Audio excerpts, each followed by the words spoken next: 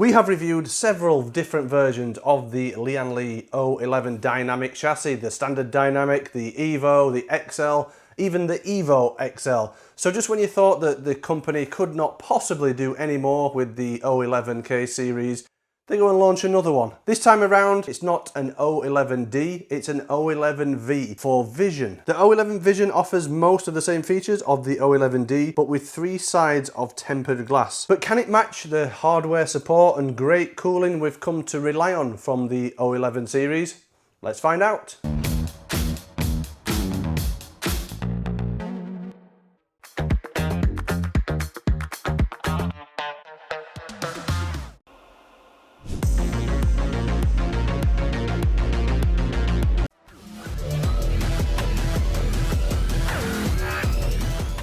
So this is the latest version of the O11K series from Lian. It's the O11 Vision, and as you can see, it's got 3 sides of tempered glass. The others had 2, or in some cases just 1 with a mesh front panel, but this has 3 tempered glass side panels, and there's no framework, no columns, or no support for the tempered glass at all. The glass supports itself. This is available to purchase now. It's available in white, as you can see here, or in a black version.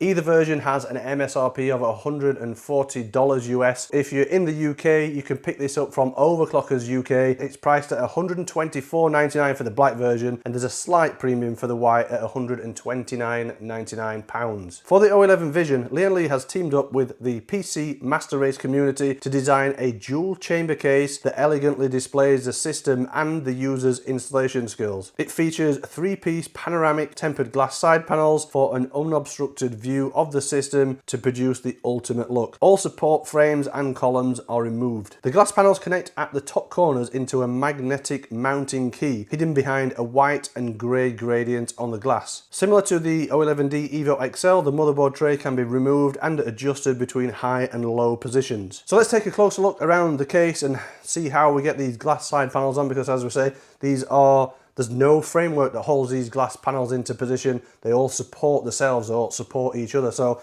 let's start by removing the side panel. So there's just a single thumb screw in the side panel, and then it pushes out. You can see it's a completely clear side panel.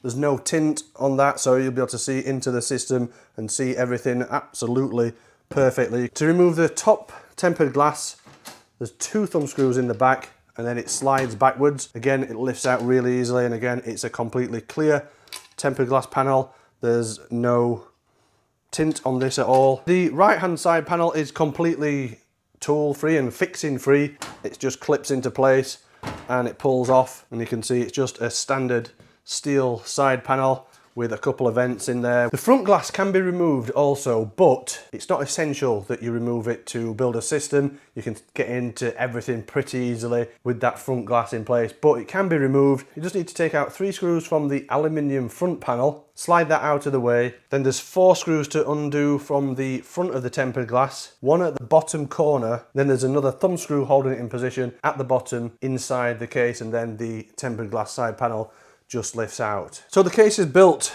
with a combination of steel, aluminium, some plastic pieces and tempered glass. The tempered glass panels on the side and the front are 4mm thick, on the top they're 3mm thick. Obviously with the top panel being tempered glass, there's no space for cooling, no fans, no radiators in the top panel. On the floor there is a removable fan stroke radiator bracket, so just take out a couple of screws and that just pops out pretty easily.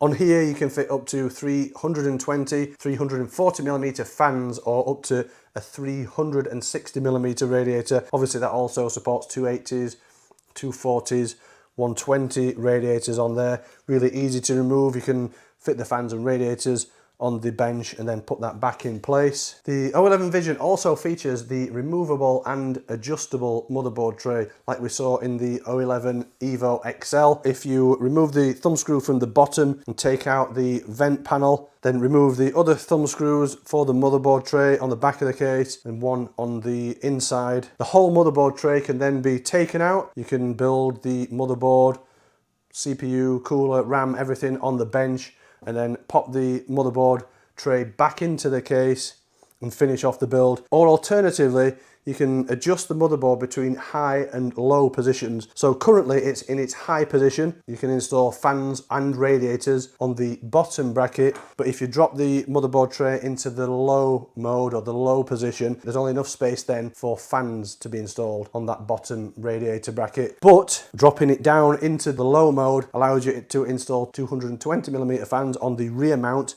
In the high mode, you can only fit 120mm fan. And if you switch the top PCIe slot 180 degrees and remove the cover, you could then install up to a 240mm radiator in this rear panel. You can't do that with the case in the high mode. There's still plenty of space inside the O11 Vision for big graphics cards. It supports up to 455mm long graphics cards officially. It also supports air coolers up to 167mm tall.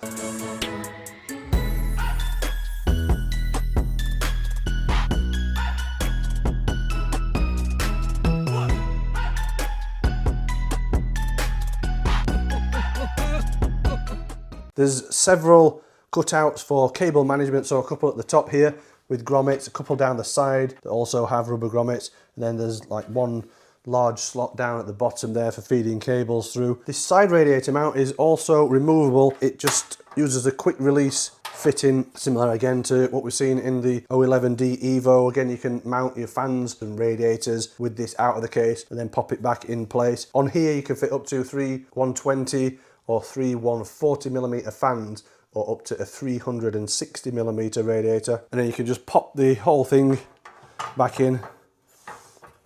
It just clips into position very simply. The back of the case is quite interesting. We've got this big vent here for the 120mm fans or 240mm radiator. Rear cutout for the motherboard, a 6+1 PCIe slot cutout arrangement, and then the bottom is the removable vent panel. In the other side here, there's a lot of screws that you can see, but these are here for a reason. So take out one of the thumb screws, then just slide up and the drive bays come out really easily.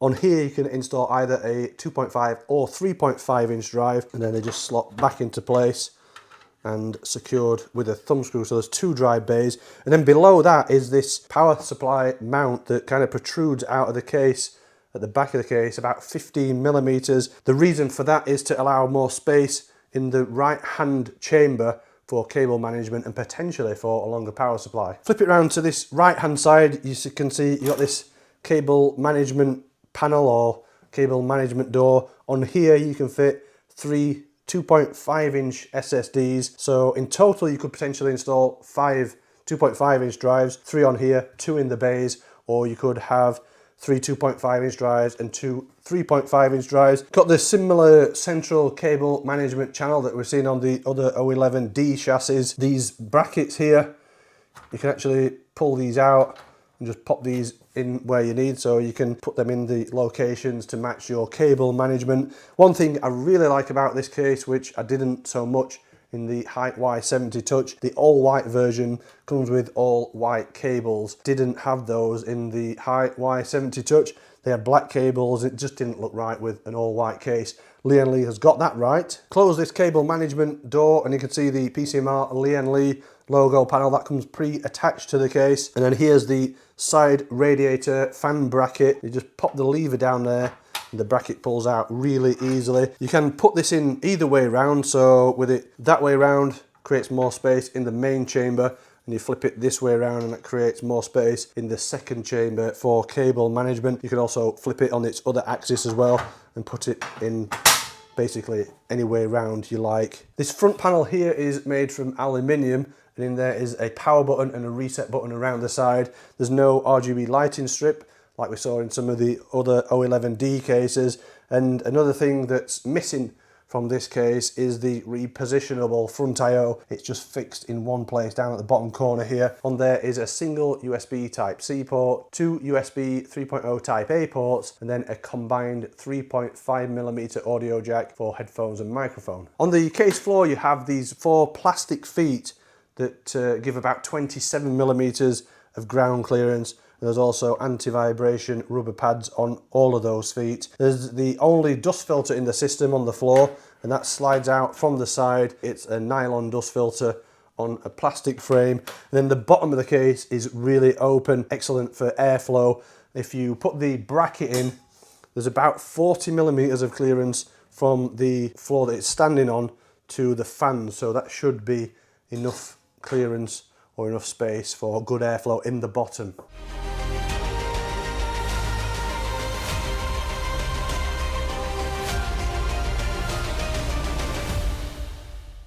With the case you get a user guide with some helpful hints on installation. You also get a small accessories pack with all the screws included for installation. There's a few zip ties in here, some Velcro straps.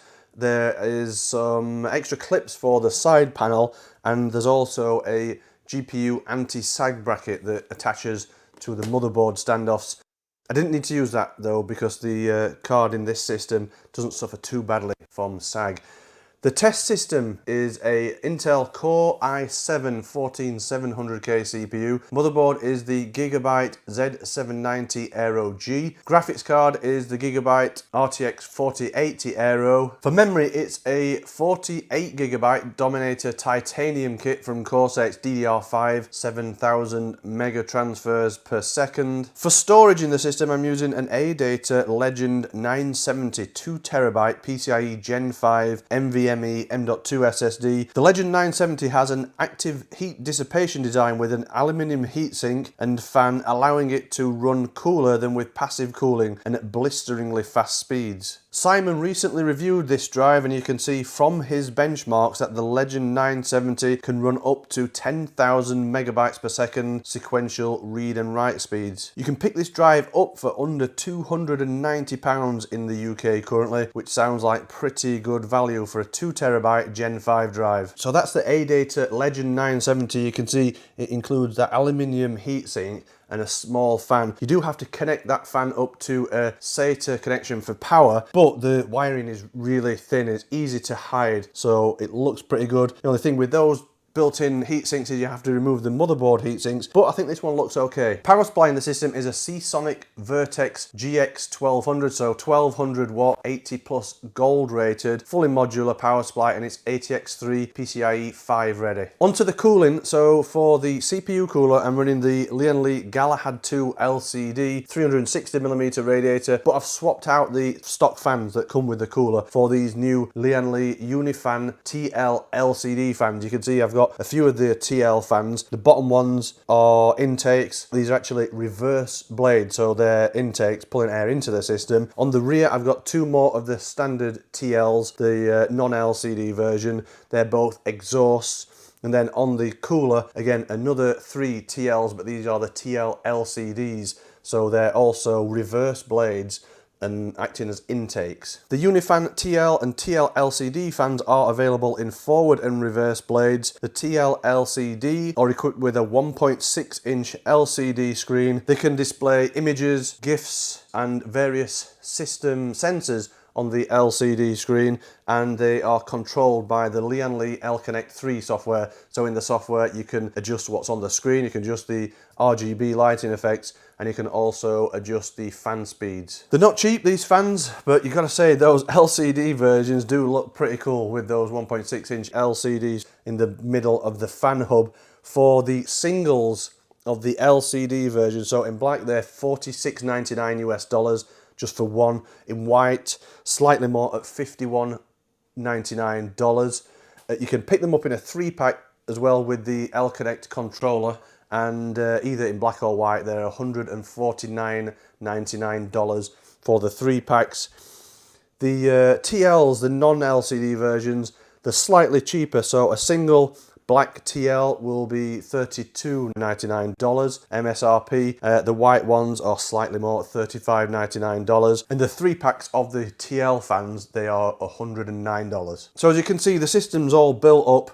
It was a really easy case to build a system in. Didn't have any problems. I've actually lowered the motherboard down to its low mode so that I was able to install 220mm rear exhaust fans. Potentially you could fit a 240mm radiator or AIO in that position. Useful if you were running a custom loop to have that rear 240mm radiator mount. But in this configuration, gotta say, it looks absolutely spectacular. The way that this case displays a system, it's like nothing else. So as usual, run the same thermal test that I always do with case testing. It's a combined Cinebench R23 stress test and 3D Mark Speedway stress test, running simultaneously for 30 minutes. The Lian Li recommendation when running an AIO in this case is to have the AIO fans and the floor fans as intakes, with the rear fans as exhaust. So we tested that configuration against a couple of others. With the case in the recommended AIO configuration, the best CPU and GPU thermals were achieved with all case panels installed. In this setup, the CPU runs at an average 72 degrees C delta, while the GPU runs comfortably at 38 degrees C average delta under load. Removing side panels dropped both the CPU and GPU temperature by a couple of degrees, but the alternative AIO configuration with exhaust fans proved to be negatively impacting CPU thermals. So the recommended Lian Li configuration has proved to be the best. So I really like this case. You can clearly see that it has been built with the enthusiast in mind and with help and advice from enthusiasts, with Lian Li working in partnership with the PCMR community to create this case. It looks absolutely stunning. It displays the system like nothing else. Think of this not so much as a PC case, more as a glass display cabinet for your creation. For a glass case, you really can't fault the thermals on this. GPU thermals with the bottom fans work really well in this case, and we have no issues with the CPU thermals either, running the AIO on the side as intakes with the fans as intake. So I'm happy with the thermals. Build quality too is excellent.